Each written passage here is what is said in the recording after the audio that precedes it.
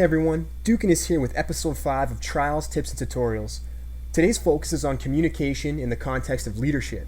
This is not another rehash of communication is the most important aspect of Trials of Osiris, so just hear me out. Of course communication is important, but it's way more than knowing map callouts and talking to your team about enemy positions. This series will focus on other types of communication that you might not have considered yet. Communication is about camaraderie, understanding your fire team, and being the voice of reason. It's about hyping your squad up when they're down and relaxing them when they're stressed. I'll likely be releasing many communication related videos over time to discuss the other points, but as I mentioned, today we're going to focus on leadership with examples from my live gameplay. One sign of a good leader is how they handle a teammate after a mistake. Trials is stressful. It's the hardest game mode in Destiny. Every team plays to win, so of course games are going to be tough. And tougher games means quicker decisions, and quicker decisions means more mistakes. We all make mistakes. It's part of the game, and you can't control that. But you can control how you react when your teammate makes a mistake. I once played with two followers at the same time. They were a pair of friends. One of them popped their golden gun in heavy round and ate a rocket. Before I could say, listen man, I personally wouldn't recommend using your super in heavy round because anything can happen. It's kind of a wild card. So, let's not do that next time. His buddy starts screaming at him, calling him names, saying it's his fault we're going to lose. Do you think that guy had a good finish to the game? Of course he didn't, because on top of making a mistake, his friend just berated him and made him feel like garbage. Let's take a listen to the proper way to handle your teammate making a mistake.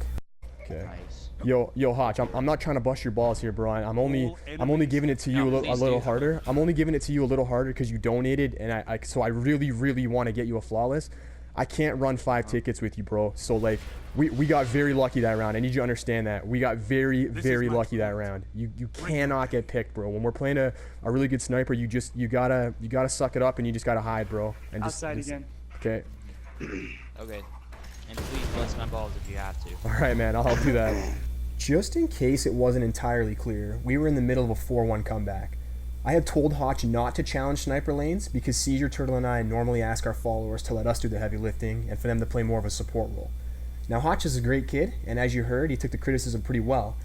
And that's because people perform better and respond positively when you speak to them respectfully. Ridiculing someone is not going to help you win, and it's certainly not going to help anyone learn. We won, and we went flawless on this ticket. As I mentioned in the pilot episode, I've played a lot of games of Trials of Osiris, and with hundreds of different players. Most of these guys have one thing in common. When we're down by 3 or more rounds, they say, well, that's it, back to the reef. No, not back to the reef. Until my opponent's score reaches 5, this game is not over. Saying it's over before it's over is cancerous to your team, so refrain from saying that. If you watch my stream, we go down 3-0 or 4-2 quite frequently. We also come back quite frequently. And part of that is because my attitude is contagious. No matter what the score is, I'm telling my team reasons why I think we can win. The other team's out of supers, or we're a better team. These things don't even have to be true. As long as you sell it to your team, and they buy it, your chances of a comeback are much better. Take a listen to a few examples I have in each round of a 4-0 comeback right here. We're not out of this, man. Let's go. I can't lose to this team, dude. They're not even good. Good round, guys. Good round. We're not out of this, man. So all they've got is a Night Stalker left. Boys, like, this is the time to come back. You guys feel the comeback coming? Like, let's go. Let's go. Yeah, let's go. Here we go, boys. Comeback hype. Let's get it. I don't want to lose after all this now.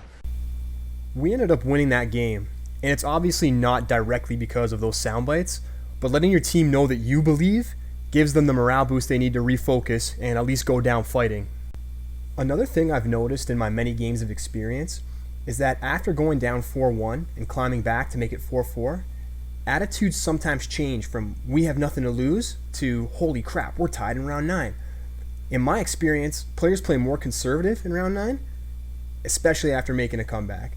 Thoughts cross their minds such as what if this was for nothing, or there's no way we're going to win 4 straight rounds. You need to drown that voice out, and nothing drowns out a quiet voice like a louder voice. Take a listen to this clip. We were down 4-1 to Ace of Aces from Giggle Monster's Tier 1 clan. We climbed back and made it 4-4. Pay attention to my words. Nothing changes. Forget that it's round 9. We won the last 3 9s by playing a certain way. Nothing changes, boys. We're down 4-1 right now. We are down 4-1. We got nothing to lose. Let's go. Bring your game. We have a golden gun. I don't think that. Don't worry about that. Dude's But gonna have it. go! Dude, good fucking shit, bro. Team kill. I'm just topping.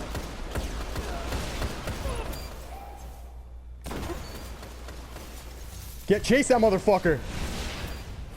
Let's go, boys. Hold up. He doesn't have it. Let's fucking go, boys. Let's fucking go. Dude, he's good, dude. We just beat it tier 1, bro. I don't care what his elo is, dude. Those kids are really, really, really good. That was for the flawless too, eh? Holy shit. So, I get a little bit fired up when I'm playing this game sometimes, especially when it's for the flawless and especially when it's in match point. But that's good for the team. Like, you need to be loud. You need to be spouting off so that they're not thinking about being nervous and are they going to screw up and are they going to make a mistake. If they're listening to you, they're not thinking. They're thinking about what you're saying. And what you're saying doesn't even have to be relevant. Tell them about your dog's wedding for all I care. Like, it doesn't matter as long as they're not thinking about screwing up. Then you have a better chance at winning. So that's pretty much all I have to say about leadership right now. Let's do a little recap, as per usual, about what we learned today. Number 1, being patient when a teammate makes an error is critical to reduce the chances of them continuing to play poorly in the short term. Also, your constructive criticism is more likely to improve them in the long term, as opposed to negative feedback. Number 2, saying "we're dead" when you're losing a game is cancerous. Remember that a game is never over until it's over, and remind your teammates of this as well. Teams come back from large deficits all the time. There's no reason that can't be you. Number 3, in the midst of a comeback, players can start doubting themselves, even when they're tied 4-4. By distracting your team with loud, positive comments, you can clear their head and allow them to play to their full potential. All of these points increase your chances of winning the game. Having 3 captains is great, but it starts with 1 captain, and that's you. So get out there and manage your fire team like the true leader I know you can be. I'll see you guys at the lighthouse. Dukaness out.